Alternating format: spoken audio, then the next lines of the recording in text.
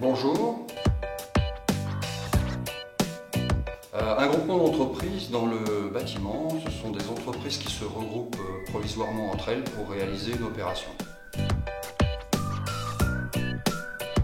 Elles s'associent en général soit parce que pour le chantier, elles n'ont pas les moyens techniques de réaliser toute l'opération, ou alors parce qu'elles ont des compétences complémentaires.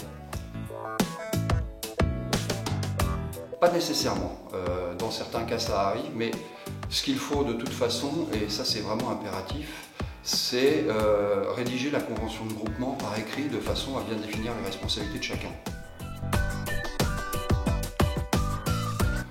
Non, son objet c'est juste de répartir les charges du groupement et c'est tout. Elle ne peut pas passer de contrat.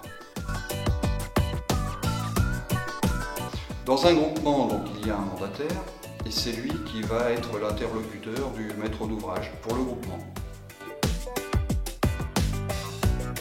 Alors le mandataire, c'est celui qui représente le groupement auprès du maître d'ouvrage. Et du coup, c'est lui qui va coordonner le planning d'intervention de ses co-traitants, c'est lui qui va se charger de transmettre les factures et qui va faire un certain nombre d'actes pour le compte du groupement, mais il sera le seul interlocuteur du maître d'ouvrage. Ah non, pas nécessairement. Ça dépend de la forme du groupement. Oui, parce qu'en fait, un groupement il peut avoir au moins deux formes. C'est soit un groupement conjoint, soit un groupement solidaire.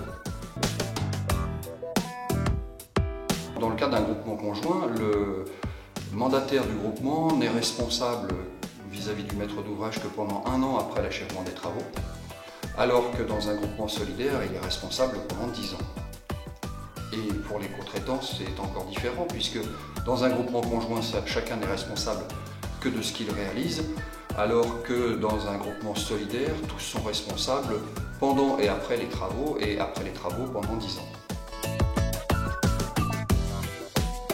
Oui, bien sûr, puisque c'est ce qui va déterminer l'étendue de ses responsabilités vis-à-vis du maître d'ouvrage par rapport au reste du groupement.